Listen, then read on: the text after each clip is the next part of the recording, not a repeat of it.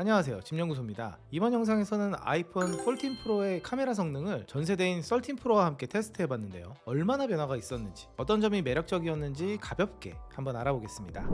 렌즈는 메인 광각, 초광각, 망원으로 나뉘어져 있는데요. 세 가지 화각을 나눠서 볼게요. 우선 메인 광각의 결과를 보면 14 프로가 13 프로에 비해 화각이 24mm로 조금 더 넓어진 것 말고는 크게 봤을 때는 큰 차이가 없게끔 느껴집니다. 다만 확대해서 보면 글자의 형태라든지 빛이 있는 부분을 보면 14 프로의 글자 주변의 번짐이라든지 색소차도 적고 구분감이 훨씬 더 있어요. 특히 이런 나뭇잎을 보면 차이가 훨씬 두드러지는데요. 14 프로 쪽이 훨씬 더 세밀하게 표현하고 있는 것이 눈에 띕니다. 초광각에서도 여전히 글자의 구분감이나 유리에 비친 EDR 로고의 선명함이 14 프로가 더 눈에 띄고요.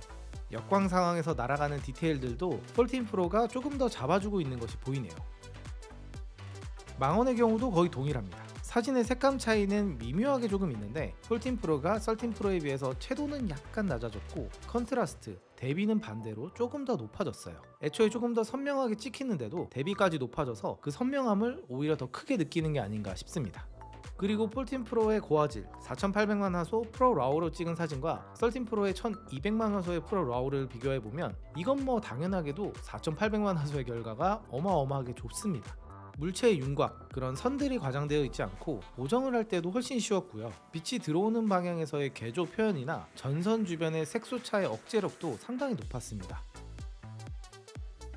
사진의 용량은 14 프로의 프로 로우가 13 프로 대비 2배인 한 장당 66메가나 되긴 했지만 여행을 가서 좋은 풍경을 만나게 되면 꼭 프로 로우로 찍어둬야겠다 이런 생각이 들게 하더라고요. 물론 아쉬운 점도 있었죠. 카메라와 가까운 쪽의 벽돌 디테일을 보면 13 프로에 비해서 벽돌의 질감이 뭔가 다듬어진 그런 느낌이 듭니다. 거친 표면의 느낌이 약간 사라졌어요.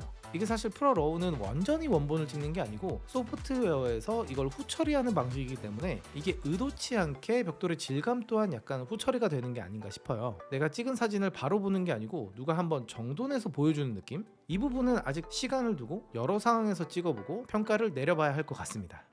영상에서도 전반적인 차이는 사진과 동일합니다. 확대해서 보게 되면 14 프로가 전반적으로 표현력이 좋죠. 눈으로 볼 때는 초광각에서는 차이를 느끼기가 쉽지 않았고요. 메인 광각에서는 안부 쪽, 어두운 부분에서의 표현력이나 선명도에서 14 프로가 약간은 우세했고요. 하지만 망원에서는 오히려 13 프로의 결과물이 좋을 때가 있었습니다. 왔다 갔다 일반적인 모드에서의 차이는 크지 않다고 느꼈어요.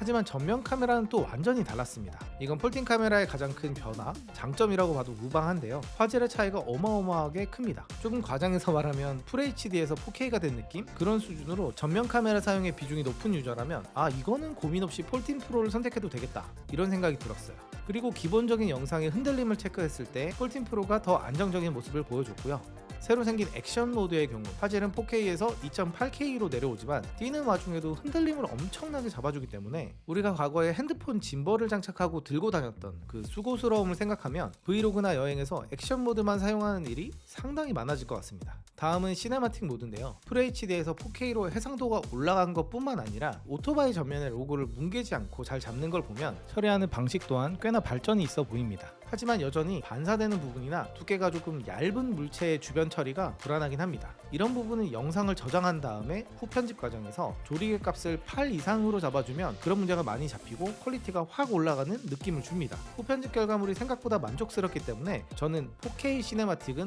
확실히 많이 쓰게 될 것 같아요. 그리고 고스트, 렌즈 플레어 현상이라고 하죠. 강한 빛이 반사되어 맺히는 문제점들은 제가 찍으면서 다닌 결과 13 프로에서 단 하나도 개선되지 않았다라고 말하고 싶습니다. 어쩔 땐 13 프로의 결과물이 낮고 어쩔 땐 14 프로가 낮다는 말은 그냥 차이가 없다는 거겠죠. 이게 아이폰 15에서는 어느 정도 변화가 있었으면 좋겠고 이 부분만큼은 큰 아쉬움으로 남습니다.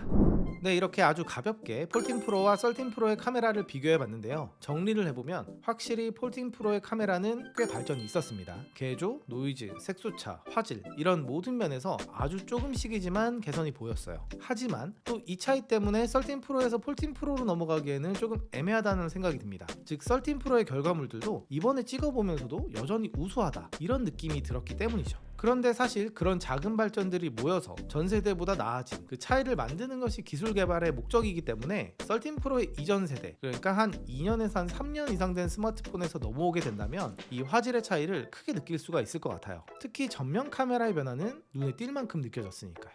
네, 이번 영상은 여기까지입니다. 보신 분들은 어떻게 보셨는지 궁금하네요. 그럼 저는 다음 영상에서 뵐게요. 감사합니다.